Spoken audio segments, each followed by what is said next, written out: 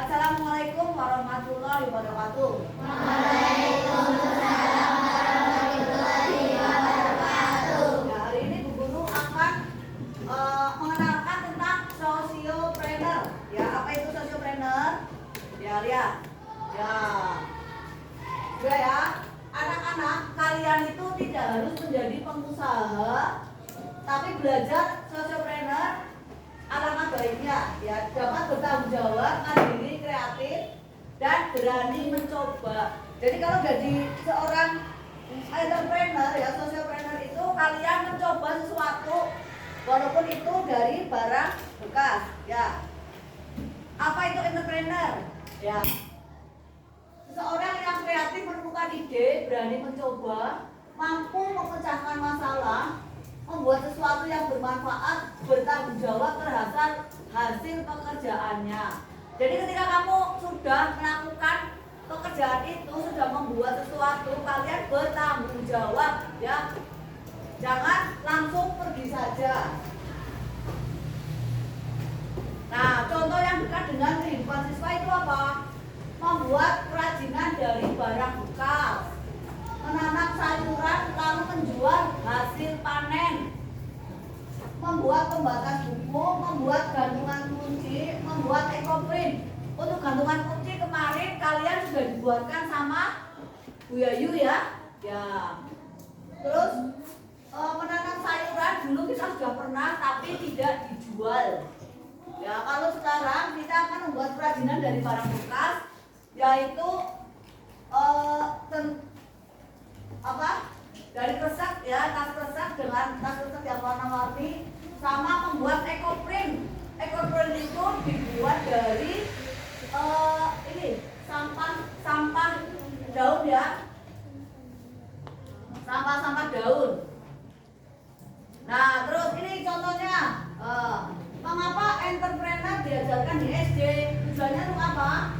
Membentuk karakter. Jadi kalian itu lebih mandiri, bisa mengatur keuangan.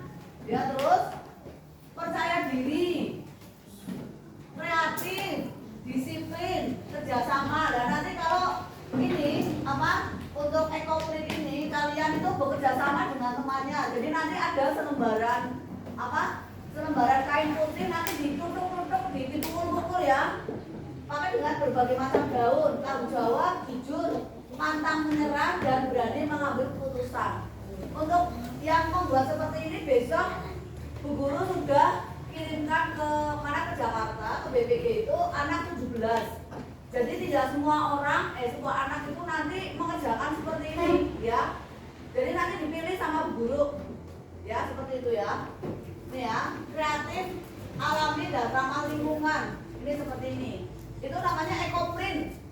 Jadi nanti seperti ini dibuat seperti cara membatik cuma pakai daun ya, itu namanya ekoprint. Terus berkaitan dengan kurikulum. Nah, kamu nanti ada pembelajaran berdiferensiasi, project kokurikuler, terus sama project based learning. Kalau project kokurikuler, jadi kalian ada seni rupa, nanti seni rupanya dibuat untuk seperti ini, ya. Tapi tidak semua anak, sebagian saja, ya. Ya, gitu. Terus contoh kegiatan entrepreneur di SD itu bidang lingkungan, yang membuat ekoprint, mengolah sampah menjadi kerajinan, bank sampah sekolah. Kalau bank sampah sekolah kita belum ada. Ya, mungkin suatu saat ya, masih entah kapan. Tahu bank sampah tidak? Loh, bank sampah itu ketika kalian makan di kantin, ada sampah-sampah plastik itu dikumpulkan. Terus habis itu apa? Habis kalian minum minum es teh itu, nah itu nanti itu juga bisa apa? Bisa untuk dikumpulkan, nanti dibuat lagi jadi akan dijual, bisa ya. Membuat salad buah. Nah, salad itu ibunya Kamila sering ya membuat salad ya. Nah, salad buah, ada puding juga, ada roti isi di kantin ada. Terus untuk bidang kerajinan ada gantungan kunci. Gantungan kunci kemarin Bu Yayu sudah buat. Ada tempat pensil mungkin dari Ekoprint juga bisa nanti dibuat ya, dijahit. Terus ada vas bunga terus ada bingkai foto. Ya untuk bidang pertanian hidroponik itu biayanya juga mahal. Menanam cabai, menanam kangkung. Kalau menanam cabai dan menanam kangkung kita sudah pernah praktek ya. Ya. Terus ada lagi ya, itu nanti langkah pembelajaran itu ya, menemukan masalah, mencari ide, menghitung biaya, menentukan harga, promosi, menjual dan refleksi. Nanti kalian itu mencari idenya sudah ada tadi kan? Ya, terus menghitung biayanya dihitung nanti habisnya berapa. Tapi nanti yang menanggung itu sekolahan, ya. Terus menentukan harga. Kalian itu mau diberi harga berapa? Misalkan besok itu cita-citanya untuk membuat tempat tisu sama sarung bantal, ya. Nanti kamu bisa melihat kira-kira dijual berapa harganya ya, begitu. Terus sama ya, kalau sudah menjual itu bisa menjual, nanti kekurangannya di mana, nanti namanya refleksi itu ya. Seperti itu. Terus ada lagi, ini SDK ya. Bisa SDK enggak?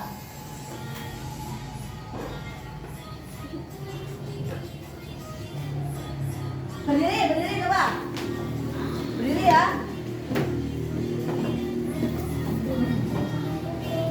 Coba ya, berdiri ya.